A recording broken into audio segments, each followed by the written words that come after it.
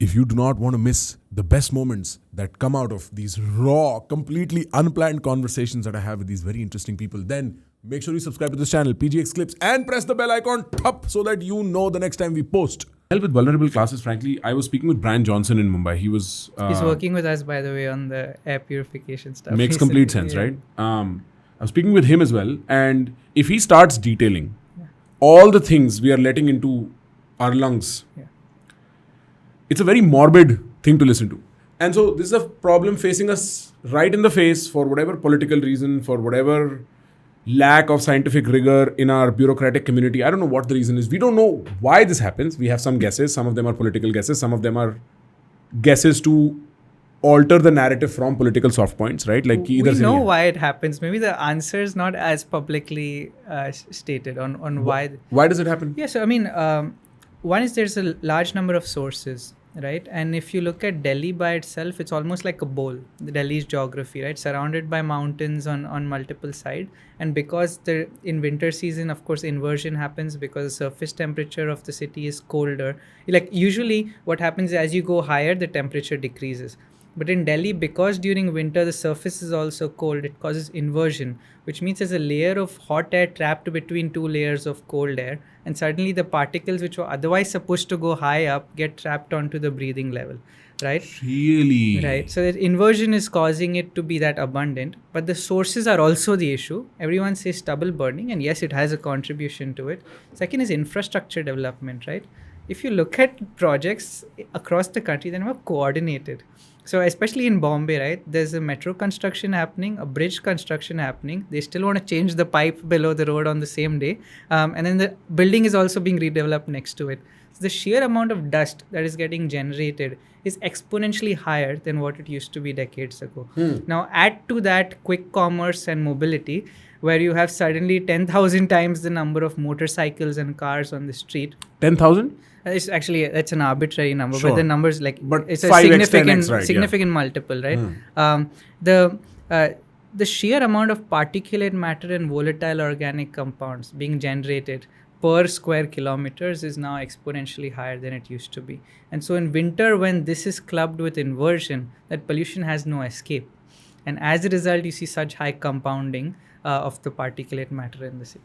Very interesting. So on some level, you do say that the stubble burning is contributory. Yes.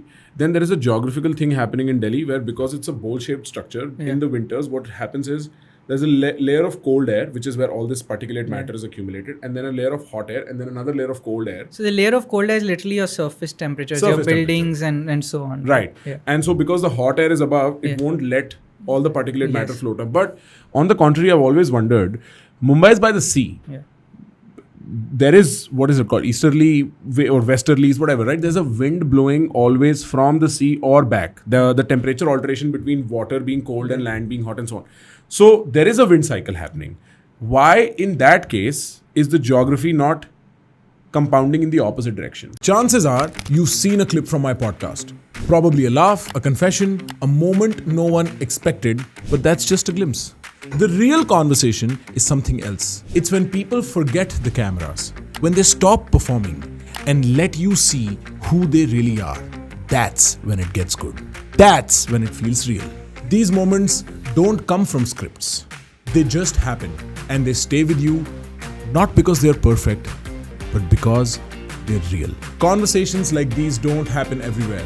Subscribe and be part of it. This is Bombay. I can isolate to infrastructure development right now, because I mean maybe 6 or 7 years ago the air quality was much better than it is today. Agreed. But at the same time, we have coastal road, we have metro project. Most of the old buildings are going into redevelopment. My building included, right? So these are 50-year-old buildings that were made, in 1947 post. They all need to break down, and they're all happening asynchronously. Yeah, I see that. It's very stupid, bro. Matlab, I didn't know this, but I was talking to somebody about pollution privately. Somebody who's semi-involved in the bureaucratic space, and they said, everywhere else in the world, when there is a construction happening, what you do is a prefab, which is that in factory, proper pieces already built arrive, and you just insert them and build a house or build a building and so on and so forth. But here, everything happens on site. And the dust and the noise pollution, that is insane. Yeah. How is that normal? आज मैं सुबह उठा, मेरे घर के पीछे वाले school में ऐसा लग रहा था पता नहीं ढोल पीट रहे हैं, लाइक समझ रहे, like and apart from that it's also that sound that slowly loses dust, all this mud lying everywhere, you know what I mean? Why do you think is that the case? Isn't that very interesting कि हम लोग prefab नहीं करते? Isn't that cheaper? I think it's more so like construction belief. People think that, hey, if I've laid the steel wires myself and then put the liquid concrete there, I've built a structure that I can count on. And also prefab cost of transportation, handling, all this, people don't trust the local labor to actually execute it. Just a good example is when we make our house or you make this studio, right? You design it a certain way. Does it the finish always match the design? No. Yeah. Now, why is that the case? It's not an engineering issue, right? Or a resource issue. You spent the same money, you bought the same material. It's a finishing issue, which means the attention to detail that used to exist in building modern infrastructure no longer does. A good test is we've seen the coastal road being built. It's a beautiful like monument for the city. You'll see there's a leveling difference between two adjacent pillars, and it's not like, I mean, it's not an engineering hazard or something because it's such large pieces, so small deviations lead to larger deviations over a long, but this would not be permissible in another country. Right. And so you were saying that we have a relaxed standard for errors. Yes. And do you think is that a psychological issue in Indians, or is that a bureaucratic issue? It's a chalta hai approach, right? Which is a psychological. Right. Because, oftentimes I get like our manufacturing vendors used to hate working with us early days because he was so picky.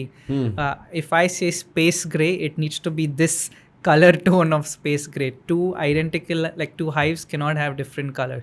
And they'd say it's still gray.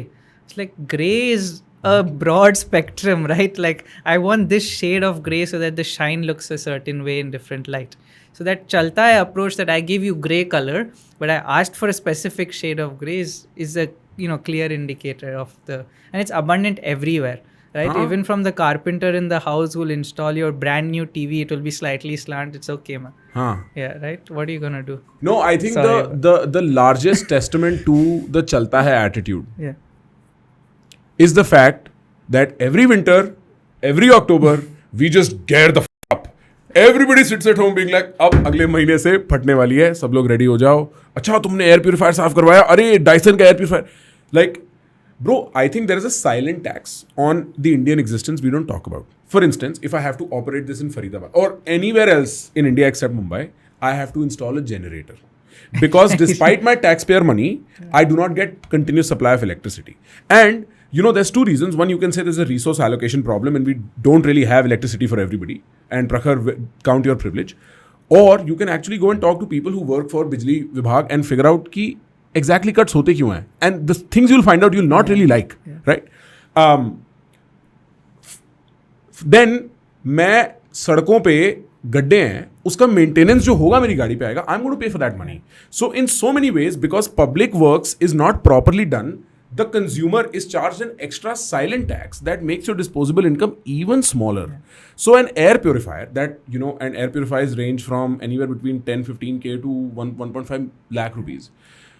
जो आदमी लाख रुपए दे रहा है air purifier के लिए क्योंकि उसके दादाजी की तबीयत खराब है एंड व्हाटएवर he'll take, वो सैलरी में से काट के देगा अपनी. Bro, that's a tax he doesn't deserve. If you are interested in my conversation with India's best, then you can listen to us exclusively on Spotify also. There's a link in the description. Press it. Listen to us as you walk, as you're in the train, as you're driving, as you're working out, as you're flirting. You'll still like it.